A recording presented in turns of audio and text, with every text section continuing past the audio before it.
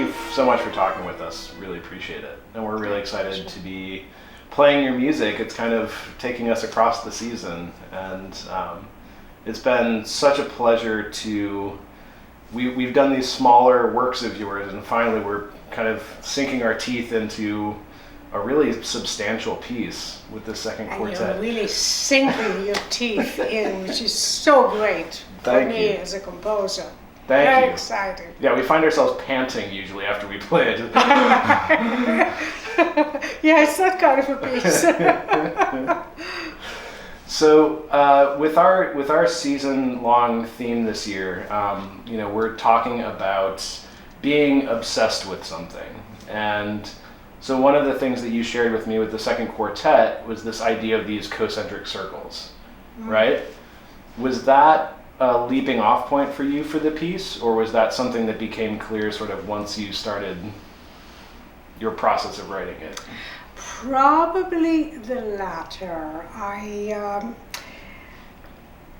don't all that often start with a very concrete idea of how a piece is going to actually develop.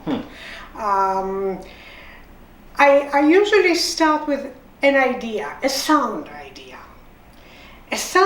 that I feel I can work with, that I can shape, manipulate, design, sculpt, make it into a living organism in sound. So there has to be that initial idea. And in this case, the initial idea was as simple as it could ever be. One note, an E, that starts in unison. However,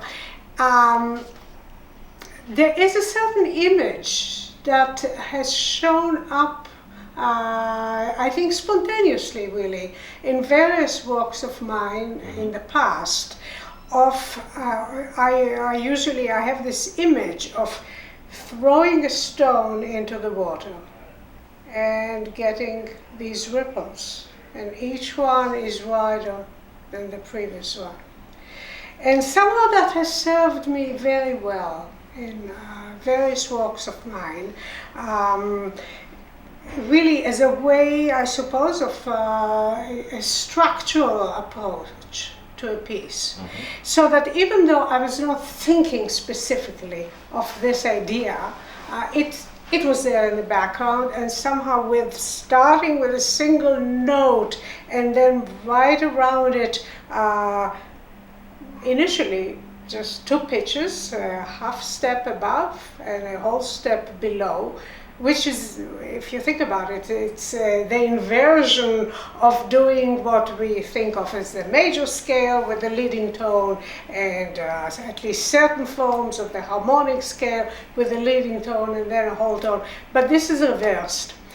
And then from there, just opening up, not only in terms of including more and more pitches, but also shapes becoming larger and striving further, and longer phrases and so on, but always with that initial point as a kind of center of gravity. So it's not exactly tonality, it's not. But at the same time, the idea of a center of gravity, for me, that's always been very, very important in all of my works. What does that look like, especially in the early stages? So you start with this E, you decide kind of how you're going to frame that with these other two intervals. I know I'm asking you to go back a bit here, this is not a recent piece, right? But if you can put your mind back in at that time when you were writing, is it taking this sort of like core idea and then creating a series of little sort of trials around that, or little variations, or little, is it sort of cellular, or is it you start with the idea and then it more or less emerges kind of left to right on the page? Does that make sense?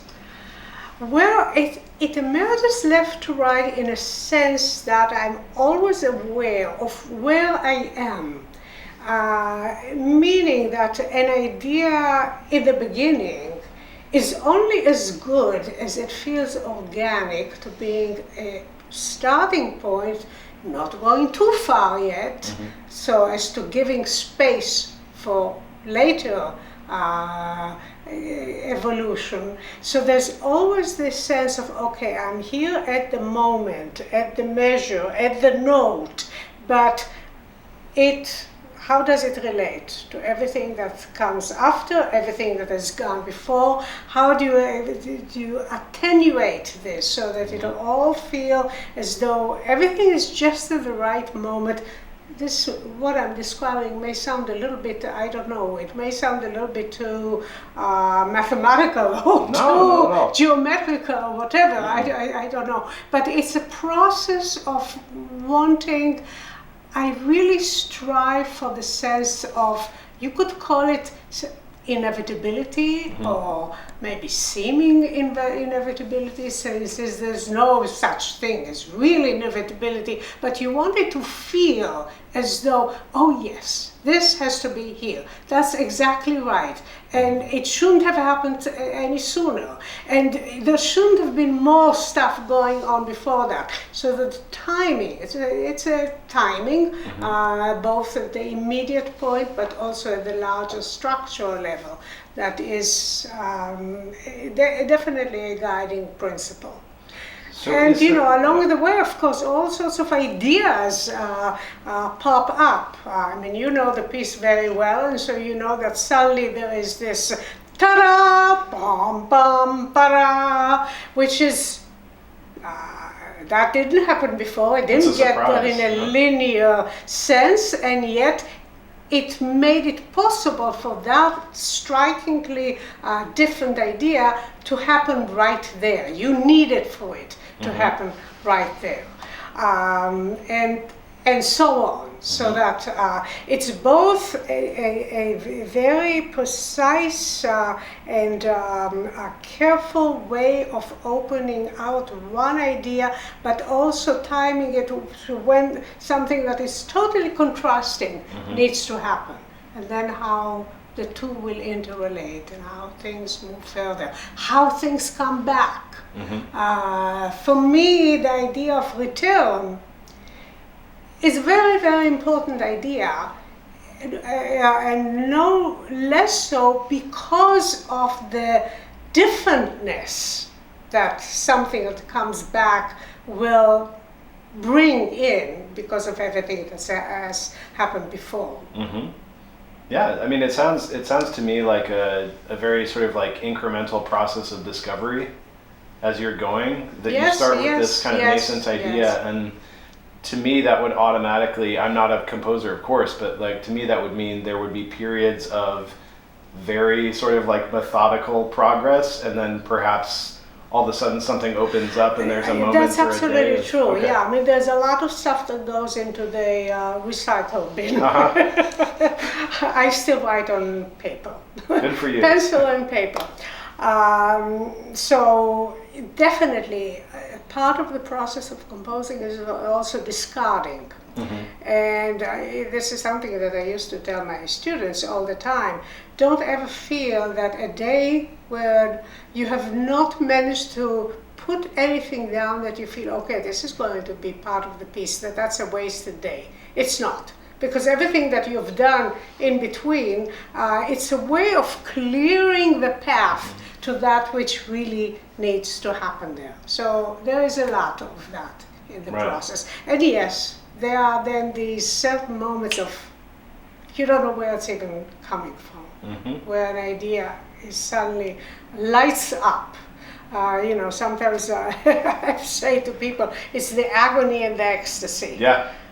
Many, many moments of agony, though, it's not real agony, it's what you want to do. But the payoff is big when the payoff happens. But then, there are these exhilarating moments of, So you've given so much of your time so generously to being a teacher of composers.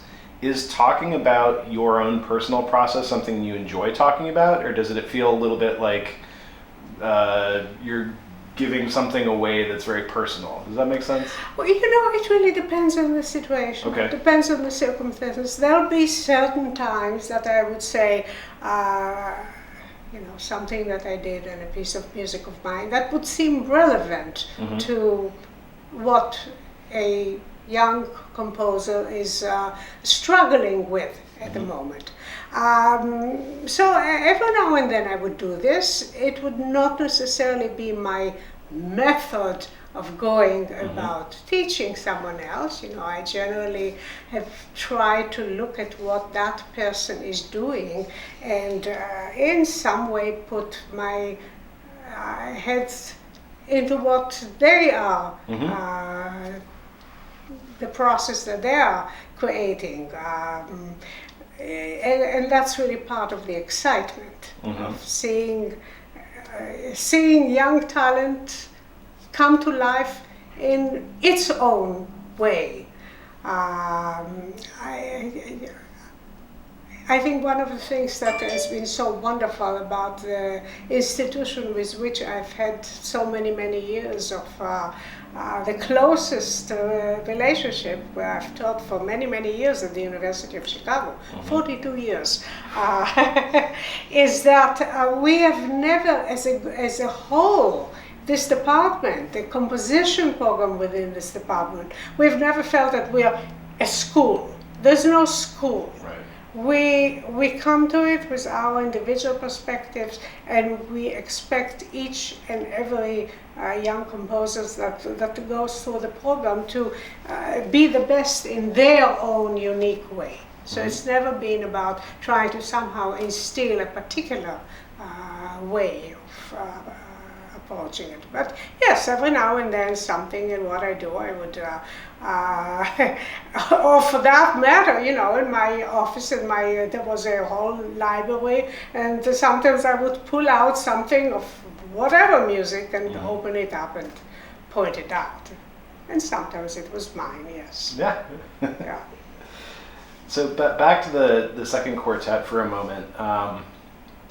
I find that in the times that I've had a chance to talk with you about your music, that you can tell me if this is a fair characterization, that you prefer to sort of let the music, to let the listener have their own experience with the music, to not ascribe a story behind it or some even kind of mental picture, that you really just sort of want the music to exist on its own. Is that a fair way to put it? I always want the music to exist on its own. My approach has always been also to vocal music that has text. That if somebody came from another planet and would not speak the language, would have no idea if there is a story, what it is, that they would nonetheless be able to immerse themselves in the sound experience, and that this would be a completely satisfying experience in itself. At the same time, I do have vocal works. I do have works with text, and there have been a few works, such as my third string quartet, where yes, there is also a specific narrative that I was thinking of, but it's a parallel narrative, meaning that it is never the point where you need to know that narrative in order to be able to understand the music. So it's both. Yeah. No, that makes sense. I mean, the reason that I bring it up is that with the second quartet, right, because of the time that it was written, and if I remember correctly in the score, it says that this was the first performance by a Russian quartet in the United States playing a piece by an American composer. Yeah, of a work that was commissioned specifically for them, yes. So, and the work was commissioned for the Taneyev String Quartet of what was then Leningrad. Right. St. Petersburg, of course, now. Back to St. Petersburg. Right. So yes, it was commissioned at a very specific point in time, and of course, I felt that it was obviously a special privilege to be doing this. It was very important for me. And I thought and thought about it and ultimately came to the conclusion that my approach would simply be to write the best piece that I could write at that particular point in time. And not in some way associated with events or anything of that sort. At the time that it was premiered, were there any writers or newspapers that were ascribing political meaning to the piece as a result of kind of the timing of it? I don't recall that. Okay. I don't think so. I remember very clearly that the piece had a really glowing review on its first performance, which was done at Mandel Hall at the University of Chicago. And it was John Van Ryan that wrote the review, and I remember this, that he certainly described the work as very special, which always delights a composer, needless to say. But I don't recall that he somehow found in it anything that was overtly political. Did you find in writing for a Russian string quartet, you think of schools of string playing, and of course Russia has a big place kind of in the pantheon of styles. Did the fact that you were writing for Russian players, do you think, influence at all the way that you were writing? Who knows? Yeah, okay. That's very... Not consciously. Yeah, it's not conscious. I mean, I generally, let's face it, I aim in my music for expressivity. That's something that's very important for me. And I think there is a certain emotional quality in all of my works, in one way or another. But who knows? I think it's entirely possible that something of what I imagine as a Russian style of string playing entered into my thinking. At the same time, here you are, a very American, young and exceptional string quartet, and you're bringing to it such punch and understanding and expressivity and virtuosity and all the things that I had definitely intended the piece to have. So I think it goes beyond thinking, okay, it's going to be a Russian string quartet. The one thing that I can say, but that's really a very superficial thing, is that I gave the movements, the 4 movements of the quartet, very, very traditional titles. What is it? Maestoso, Conforza, or whatever. I mean, each movement, this is, I think, the one movement, maybe not, I would have to check it, but anyway, it has those, in my work I don't usually have the movements listed in quite such a way. And part of it was that I thought, well, Italian is a common language for musicians, and so these titles would be totally appropriate. As it turned out, none of the members of the quartet spoke English, so it was probably a good idea to have something that would have universal meaning. But at the same time, I do have titles for each movement that are in a way far more important than those official titles. The first one is concentric, from the inside out. And that's exactly the idea that we talked about, of starting from the most basic kernel, a single note, and gradually from the inside out. And then the second movement is stasis. The idea of things being really in a kind of static, suspended way. But at the same time, you do have, of course, motion of all sorts of things, but they never resolve. They remain in this very, very static position. and they need to go forward. And then a movement that just interrupts all of this. And it's very whimsical. It's called flashes. You call it whimsical. We call it devilishly difficult. It's devilishly difficult. Yes, yes. But it is. It does have a lot of sort of humor and panache to it. You know, in so much of what we do, I think, whether as performers or as composers, there can be so much work that goes into it, and yet at the end you want it to seem totally natural. Mm-hmm. You want the music, from a composer standpoint, to feel as though it just almost was improvised. Mm-hmm. So it just flowed right out. Never mind that you fought sometimes each step of the way, though at other times it just flew on. Mm-hmm. And as a performer, yeah, you put all that hard work, but at the end you want it to seem, yeah. At the same time, as I say this, I realize that you also, I think in some way, in certain music anyway, and I think in this quartet, I think you strive also for it to have this sense of a lot going into it. Both from my point of view as a composer, I don't want it to just be 22 minutes that just kind of amble by. No, it's very orchestral, right? I mean, it feels like there are more than 4 people playing stringed instruments. Like, well, to me, that's musically. very often my approach in my music of wanting to, what I sometimes refer to as fill the canvas, so that it can be a very small canvas. I have some works that are very, very brief, and yet it's a large work that's condensed into small space.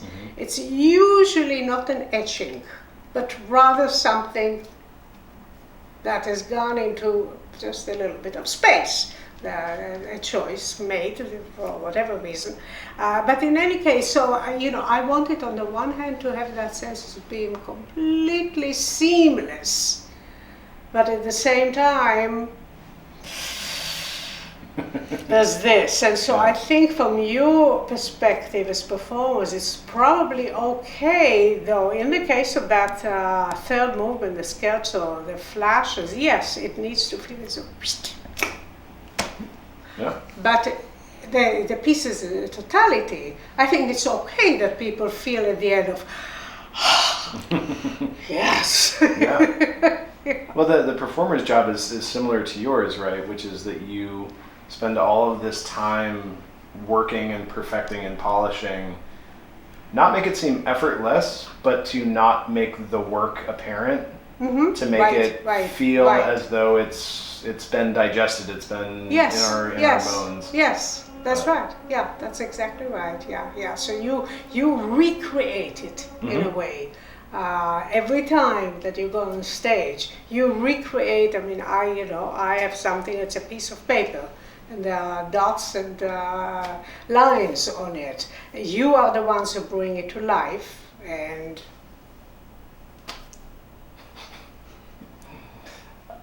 if we could wrap up with an important question. So again, with this season-long theme that really is composer-focused, and of course, for us, that meant a lot of music by living composers, because it would be more fun to be able to talk to them. I'm so glad that there are performers who feel that way. No, I mean, it feels, I mean, routinely when we encounter a new piece of music, it feels like wizardry or alchemy or something. I mean, it's when you play an exceptional piece of music, you're just how did this even happen? Yes, yeah, This is, I said before the word seamless, which is what I meant, that it just. Yeah, no, absolutely. And it it's occurs not, to me, it's not, okay, we have this, right. we have this. Oh, and when you hear a piece of music like that, you really hear it. Like, you can hear that it hasn't quite found its way to hold together. But, but I think of, especially actors, pretty much anybody that's ever on stage, but I would put composers in this category as well, that because people see us in a public setting, that they feel they know you in some way.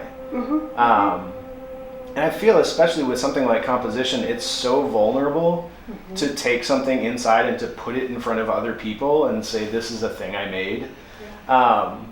But that people will, in thinking that they know you based on something that they've heard, or maybe something that was written about you or something, you know, that they sort of start to create their own narrative. And I was curious for you, you've already been really clear about how, you know, you want the music to sort of stand alone.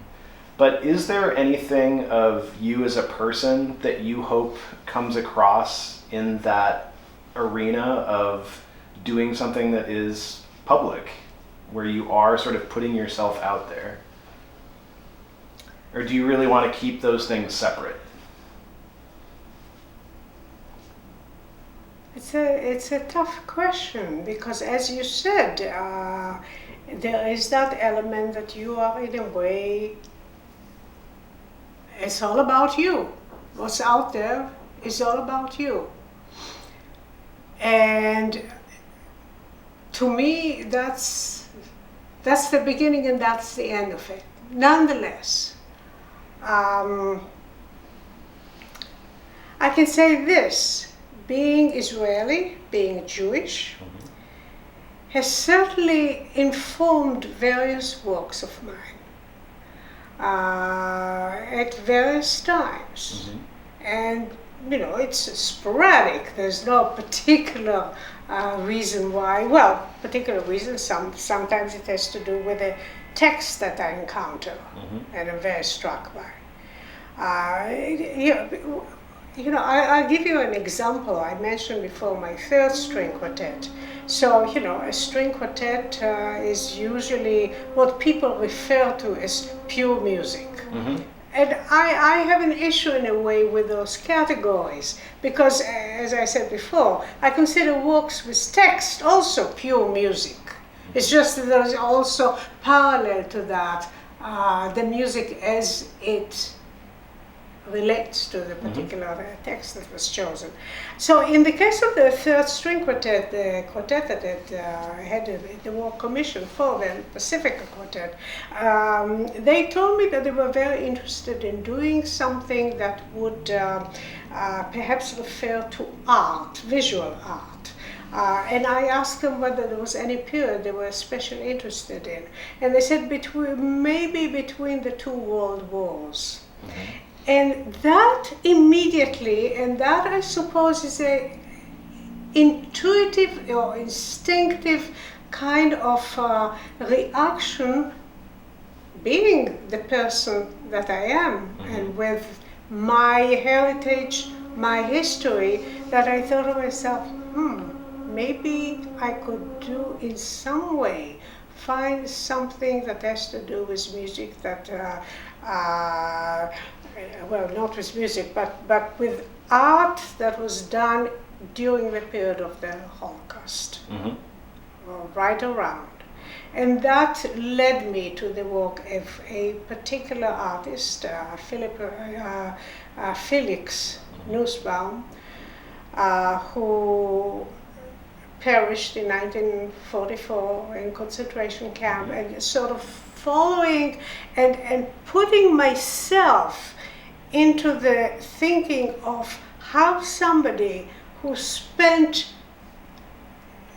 a significant part of his adult life, I mean, he died when he was almost 44, running away, hiding, being in a situation of knowing that, well, things are very, very likely heading, and yet creating all the time. So that particular angle to the work is very significant in it. So very likely somebody else being presented with, okay, something between the two world wars would not necessarily come to this way of thinking. Or to give you another example, this goes back now to the early 2000s, I think. I'm trying to think, no, it was probably about 2005. I was approached by the by Chanticleer, the 12-men choral ensemble. Extraordinary ensemble. And their director at the time, and for many years, Joe Jennings, called me up and said, we are planning to do a mass, and we are commissioning various composers to write one section of the mass. I said, well, that is certainly a very interesting idea. Do I get to choose the part of the mass that I'm going to do? And he said, well, as a matter of fact, we chose it for you. You're going to do the credo. Interesting. And I remember a silence on my end. And I thought to myself, well, okay, how to put it? And I said to him, okay, when you think credo, what do you think? And he said, well, you know, the credo is usually the part, that central part of the Mass where the faith, specifically the Catholic faith, is being articulated. Yeah, literally, I believe, right? Exactly, Yeah. exactly. And I said to him, well, you know that I'm Jewish and that I'm Israeli, and if I am going to take this on, I would have to do it from my perspective. And he said, this is fine. We all thought about it, we all realized that that's probably what you would want to do, and we actually are interested in each composer giving their particular perspective, where they come from in life, and approach it their way. And so I did, and I did exactly, I believe, yes. And so there is actually a very important text in Hebrew, Anima Amin of Maimonides. And so the work ended up, I start with the credo with the words in Latin, but then quickly go into Hebrew and into English. So those three languages are used in in my piece, especially the Hebrew and the English, with the Latin interjecting itself in key points as well.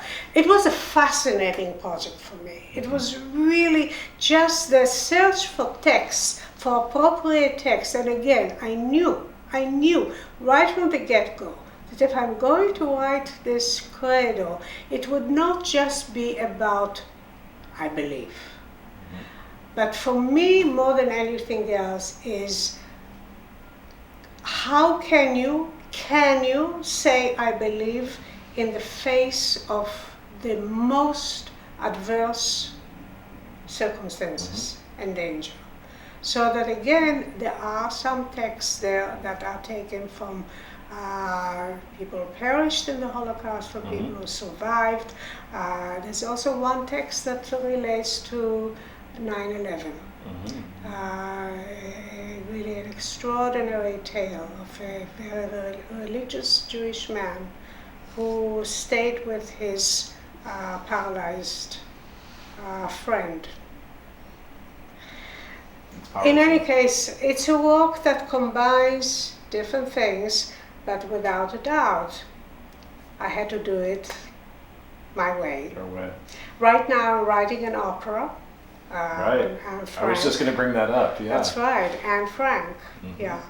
So, you know, in some cases, the reason that I do works of this type is because there is a commission that specifically directs me there. In fact, that is more often the case than not. But I'm there.